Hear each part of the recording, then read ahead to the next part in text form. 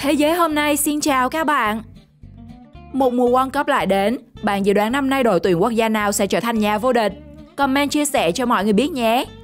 Với tài năng sân cỏ và sự nổi tiếng toàn cầu, rất nhiều cầu thủ đã tích cho mình một khối tài sản khổng lồ, lên đến hàng chục, thậm chí hàng trăm triệu đô.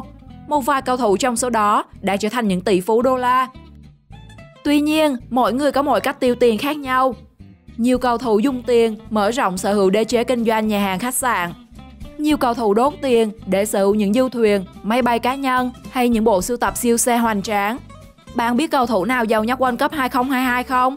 Hôm nay hãy cùng mình khám phá video 8 cầu thủ giàu nhất World Cup 2022 và các thú chơi điên rồ nhất. 8. Robert Lewandowski, 85 triệu đô. Đến thời điểm hiện tại, Robert Lewandowski là một trong những ngôi sao được kỳ vọng nhiều nhất của đội tuyển Ba Lan trong mùa World Cup. Trong các trận vòng loại, anh đã xúc thủng lưới đối phương lên đến 6 lần. Trong đó có pha lập công quan trọng trong trận với Thụy Điển, là một tiền đạo hàng đầu. Không quá khó hiểu khi nguồn thu nhập của anh luôn nằm ở mức khủng. Tài sản ròng của anh được ước tính ở mức 85 triệu đô, hơn 2,1 ngàn tỷ đồng. Với khối tài sản này, nam cầu thủ có thể thoải mái buông tiền cho những thú vui của mình. Anh ta có hẳn một bộ sưu tập siêu xe lên đến triệu đô. Trong đó có nhiều thương hiệu xa xỉ như Bentley, Ferrari, Porsche, Maserati, những con quái vật đích thực trên đường phố. Không chỉ siêu xe, Lewandowski còn là cầu thủ nổi danh với bộ sưu tập đồng hồ. Với chiếc Patek Philippe Nautilus có giá lên đến 4,7 tỷ đồng. Chưa dừng lại ở đó, trong một lần du lịch cùng bà xã, vì cả hai quá thèm bánh ngọt, nhưng tiệm bánh gần đó cách họ đến 30 km. Thế là nam cầu thủ đã chi ngay 5,5 ngàn đô, tương đương 140 triệu đồng, chỉ để thuê máy bay đến đó. Đúng là người giàu có cách dùng tiền rất khác chúng ta.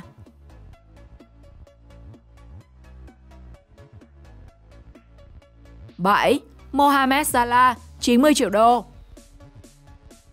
Là tay sang bàn của Quỷ đỏ Liverpool, Mohamed Salah được đánh giá rất cao về tiềm năng phát triển. Với mức lương 200.000 bảng Anh, gần 6 tỷ cho một tuần. Không khó để Salah sắm cho mình những con xe đắt tiền. Người ta thường bắt gặp anh lái những chiếc xe như Bentley, Mercedes đắt tiền đến sân tập. Bên cạnh chi tiền cho các hoạt động cá nhân, Salah còn được nhiều người dân Ai Cập yêu quý vì thường xuyên đóng góp, ủng hộ cho các hoạt động từ thiện tại đây. Được sinh ra trong một gia đình nghèo tại Ai Cập, do đó mà Salah rất hiểu tình cảnh nơi đây. Anh đã xây dựng rất nhiều dự án từ thiện tại quê nhà. Năm 2019, anh đã trao 3,2 triệu đô, tương đương 80 tỷ đồng cho Viện Ung thư Quốc gia Ai Cập. Cũng trong năm này, anh đã chi thêm gần 1 triệu đô, gần 25 tỷ đồng cho 2 dự án thiện nguyện. Đầu tiên là xây dựng học viện Al-Azhar, nằm trong hệ đào tạo chính quy của trường đại học danh giá Ai Cập, tạo điều kiện cho các sinh viên địa phương theo học. Hai là cải cách và nâng cấp thiết bị cho bệnh viện địa phương nơi anh từng sống, nơi vì thiếu thốn mọi mặt mà việc cứu chữa còn bị hạn chế. Điều đặc biệt nhất trong những dự án này của anh chính là Salah đã từ chối toàn bộ những nguồn ủng hộ tài chính cho anh. Mọi thứ đều được dựa trên tiền túi của anh bỏ ra. Những sự đóng góp của anh đã được người dân Ai Cập khắc ghi và không quá khoa trương khi họ gọi anh là một người hùng.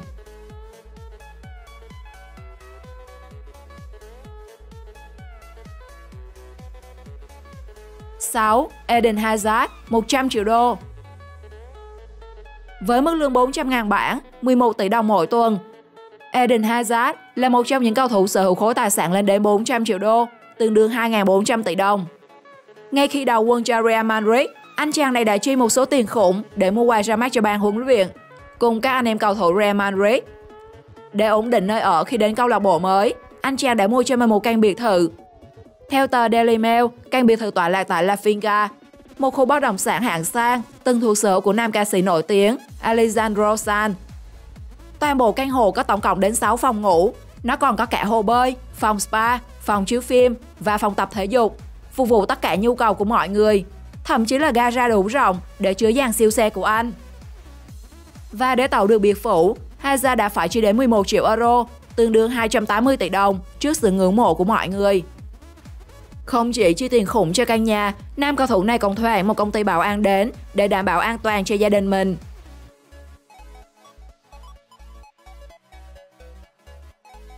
5. Gareth Bale, 145 triệu đô. Năm 2018, theo tờ báo The Sun của Anh, Gareth Bale là vận động viên dưới 30 tuổi giàu nhất nước Anh. Bên cạnh việc là tiền đạo cánh của câu lạc bộ Los Angeles FC, thì anh chàng này còn thường xuyên xuất hiện như một phú nhị đại với những thú chơi của giới đại gia. Mỗi khi có thời gian rảnh, anh chàng rất thích xả stress tại sân golf, môn thể thao gắn liền với các đại gia. Thời còn chơi tại Real Madrid, sân golf thậm chí còn gần hơn cả quãng đường của anh đến sân tập mỗi ngày. Năm 2016, Bale đã chơi sang đến mức chỉ đến 12 tỷ đồng để thuê hạng cả hòn đảo Tagomago ở địa Trung Hải để cầu hôn. Đây là hòn đảo được biết đến như nơi nghỉ dưỡng của giới siêu giàu. Và theo nhiều người chia sẻ, chiếc nhẫn mà anh cầu hôn nữa kia có giá lên đến 150.000 bảng Anh, gần 4,5 tỷ đồng. Đây cũng là nơi diễn ra lễ cưới của anh. Được biết, để đảm bảo an ninh, Bale đã chi tiền để thuê đội cựu binh của SAS, lực lượng đặc nhiệm không quân Anh, với mức 500 bảng, tương đương 15 triệu cho một người trong 1 giờ đồng hồ. Ước tính cho cả đám cưới, chỉ riêng phần bảo an đã tốn của nam cầu thủ cả 100.000 bảng Anh, một sự xa xỉ đáng kinh ngạc. 4. Kylian Mbappé, 150 triệu đô. Năm 2017, với mức giá chuyển nhượng 180 triệu euro, hơn 4.600 tỷ đồng, từ AS Monaco sang Paris Saint-Germain, Kylian Mbappé đã trở thành một trong những cầu thủ có mức chuyển nhượng cao nhất thế giới. Anh cũng là gương mặt được các nhà tài trợ sẵn sàng chi cả hàng triệu đô để được sử dụng hình ảnh. Sau khi chuyển sang PSG, Mbappé đã chuyển đến sống tại một căn biệt thự 600 m² tại Paris, có tầm nhìn ra thẳng tháp Eiffel. Trong mỗi căn nhà mà anh từng ở, luôn có một gian phòng riêng, nơi anh trưng bày bộ sưu tập giày khủng lên đến hàng trăm đôi của mình. Chính anh cũng chia sẻ, mình là fan cuồng của những đôi sneaker, ngay từ khi còn ngồi trên ghế nhà trường. Bên cạnh giày, đồng hồ cũng là một trong những thú vui xa xỉ của Mbappé. Một trong số những chiếc đồng hồ nam cầu thủ từng sở hữu là chiếc hớp lọt Big Bang kim cương, có giá 15.700 đô, gần 400 triệu đồng. Không chỉ phục vụ sở thích cá nhân, Mbappé còn là một trong những gương mặt thường xuyên tham gia các dự án từ thiện. Sau khi nhận được danh hiệu cầu thủ trẻ xuất sắc nhất World Cup 2018, cùng khối tiền thưởng khổng lồ lên đến 11 tỷ đồng, nam cầu thủ đã quyên góp hết cho quỹ Premier de Code, quỹ từ thiện giúp đỡ các trẻ em tật nguyền và bị bệnh.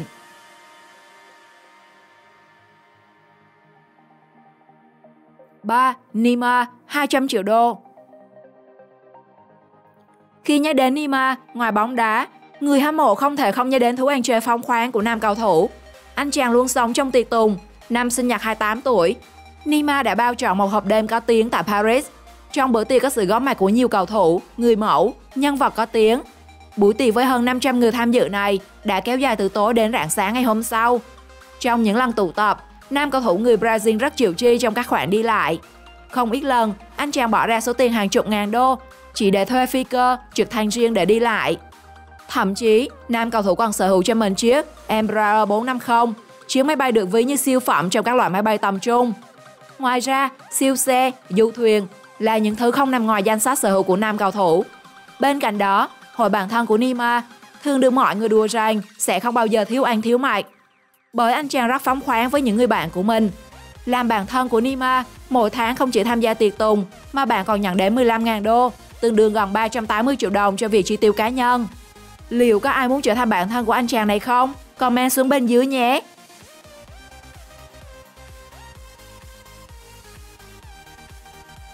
2. Cristiano Ronaldo, 500 triệu đô. Trong suốt sự nghiệp, Ronaldo đã lập nên không ít kỷ lục không thể phá vỡ trong làng túc cầu. Điều đó cũng đồng nghĩa những số tiền mà anh nhận được từ các giải đấu, cũng như con số trong các hợp đồng quảng cáo cũng lên đến con số cực khủng. Theo thống kê, hiện tại số tài sản ròng mà anh đang nắm giữ lên đến 500 triệu đô, gần 12,5 ngàn tỷ đồng. Để tri ân những đồng đội lúc còn ở Real Madrid, những người đã giúp đỡ anh qua các mùa, Ronaldo đã tặng cho đồng đội những chiếc đồng hồ Bulgari, mặt sau được thiết kế tên riêng của mỗi người. Được biết, mỗi chiếc trị giá 215 triệu đồng. Không chỉ vậy, khi được mời làm phụ rể cho bạn thân, người ta đi cưới thì phong bì, còn anh thì đem cả hòn đảo nghìn tỷ đến mừng cưới. Bên cạnh đó, Ronaldo còn chi rất nhiều vào các hội thiện nguyện. Anh từng đứng ra để quyên góp tiền cho bộ môn bóng đá phủi ở Bồ Đào Nha với số tiền hơn 1 triệu euro, hơn 28 tỷ đồng. Không chỉ vậy, anh còn từng trao tặng khoảng 23 tỷ cho 3 bệnh viện ở quê nhà khi dịch Covid ập đến. Mặt khác, Ronaldo còn là một người đàn ông rất nghĩa khí khi mua nhà, mua xe để giúp Albert Fantor, người đã giúp đỡ anh ngày đầu chơi bóng.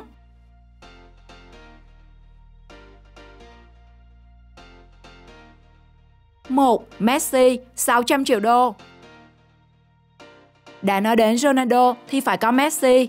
Với khối tài sản khủng gần 15.000 tỷ đồng, Messi đang có khối tài sản mà nhiều người ao ước.